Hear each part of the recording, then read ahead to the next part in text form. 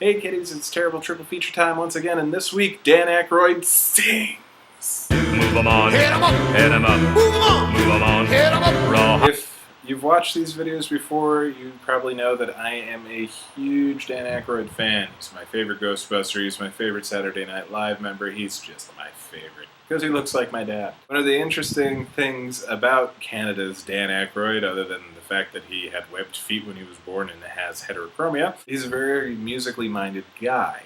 And all throughout his youth, he was very into music and actually hung out at a lot of blues clubs. And it was actually him that introduced John Belushi to the blues when they formed the Blues Brothers. Belushi, before that, had been more into heavy metal. But, so, always kind of around music, and I mean, he started his own series of blues clubs just because he loves it. He even had a club as a sideline while he was on Saturday Night Live, just in case like the show didn't work out for him. Our menu is going to include the Blues Brothers, Nothing But Trouble, and Dragnet. What can one say about the Blues Brothers that hasn't been said? It's a classic, it's quotable, it is funny from start to finish. It is, oddly enough, not technically a Saturday Night Live movie. It was not produced by Lorne Michaels. Actually, Dan Aykroyd and John Belushi owned the characters and the whole sketch and were doing it on their own while they were still on Saturday Night Live, but they were their own thing. It was directed by John Landis back when in the 80s when he could do no wrong. I just have to say that like every time I mention John Landis in the 80s, but he couldn't. If you look at his IMDb page, the 80s for him, solid friggin' gold. Blues Brothers being one of the bigger hits that he had back then. And peppered throughout the comedy/chase movie are these really great musical numbers, I believe. Well, like just about every song in the background is the Blues Brothers performing, but like on screen they end up doing duet musical numbers with Aretha Franklin, Ray Charles, a little bit with James Brown, before they actually even start performing as the Blues Brothers. And once they do that, they do Rawhide, Stand By Your Man, and then the band does Minnie the Moocher with Cab Calloway, but then the full Blues Brothers do Everybody Needs Somebody to Love and Chicago before, spoilers, playing Jailhouse Rock in the jailhouse. And while they're at it, Dan Aykroyd is actually singing, dancing, and playing the harmonica, much like John Belushi is singing and dancing, and all of the brilliant musicians in the background as part of the band are playing. The order is fun because in terms of musical performance, we go from strongest Dan Aykroyd to least strong Dan Aykroyd. But in terms of movie, overall quality of the movie, it's pretty much a crap sandwich with Blues Brothers and Dragnet as the bread and Nothing But Trouble as the soggy, disgusting, stayed out for too long, maggoty meat.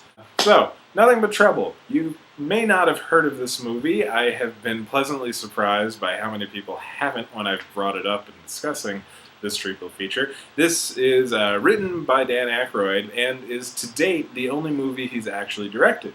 It plays as a sort of parody comedy version of Tobe Hooper's The Texas Chainsaw Massacre. And if you actually watch this movie with House of a Thousand Corpses, the sequence of events is uncomfortably similar. Chevy Chase, Demi Moore, Taylor Negron, and Taylor Negron State are trying to get to New York yuppies, trying to get to Atlantic City to have a party weekend, when Chevy Chase is accidentally speeding through Vulcanvania, a small South Jersey town.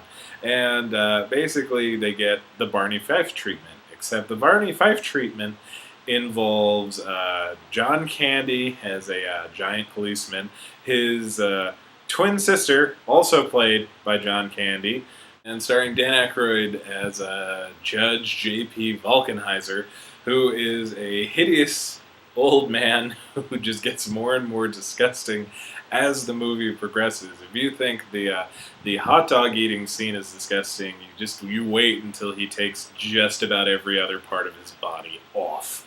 For our purposes, the thing we're interested in is smack in the middle of the movie, in the middle, maybe closer to the end.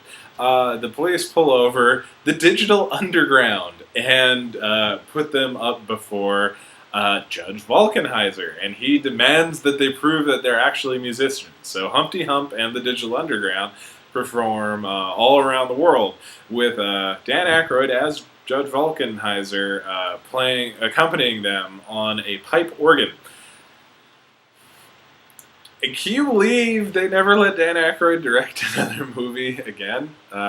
It was made for about $40 million, and the box office take was about $8.5 million. So it only made 20% of the money it needed to be created. Of course, it's not technically good, but it's something to see. And it's got Chevy Chase back when Chevy Chase was still, he was on the good side of the border before he went borderline and then just became Chevy Chase. John Candy in 2 roles. We can never have enough John Candy. Demi Moore does the job. But it's really just, if you're a horror movie fan, it's worth checking out for its homage quality and the connections to Texas Chainsaw Massacre, but set in my beloved South Jersey.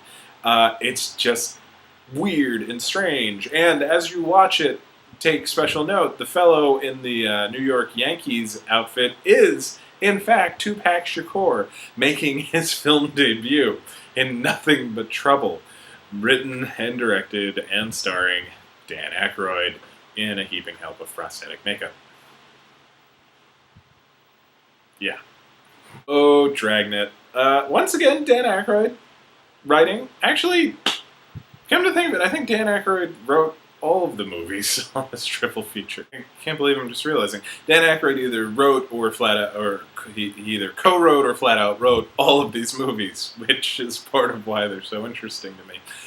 Dragnet, of course, the half parody, half loving homage to the 50s and 60s Jack Webb show of the same name, with Dan Aykroyd playing the nephew of Joe Friday, also named Joe Friday, in a spot-on Jack Webb impression, teamed up with Tom Hanks, back when he was an up-and-comer before he became, Tom Hanks, which is awesome. Their job is to protect the City of Angels from crime. Now, here's the thing. Dan Aykroyd doesn't exactly sing in this movie. He does have something of a dance sequence in the pagan cult sequence. Pagan people against goodness and normalcy have a big cult meeting. There's a lot of frolicking in goat leggings. They're handing out goat leggings, and Dan and Tom don them and, just start dancing around and just having a good time. On all sorts of chemicals and other drugs. Singing and dancing part really comes into play with the music tie-in song / video. This was back in mid to late 80s when every movie had to have not only a song but a music video to go along with the song to help promote the whole shebang. The tie-in song for this one being City of Crime, a rap song performed by Dan Aykroyd and Tom Hanks in character as Joe Friday and Pep Streebek. Before you ask, of course Dan co-wrote the song because Dan co-writes everything.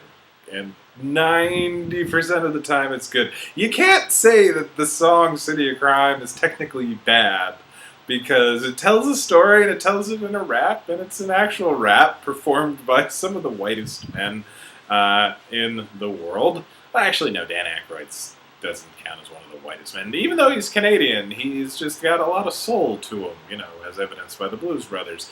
Tom Hanks, an argument could be made. But either way, City of Crime, full-on 80s style hip-hop rap song. Dan Aykroyd and Tom Hanks. It is a scream. So, Dan Aykroyd sings for your pleasure or performs some sort of musical instrument. Dan Aykroyd in music, goddammit, leave me alone. It's difficult to title these things. Dan Aykroyd Sings is a snappier title than any of the other ones I've been saying. He does this in The Blues Brothers, Nothing But Trouble, and Dragnet. Watch all of them and, try to forgive me for bringing nothing but trouble into your life. See you next week!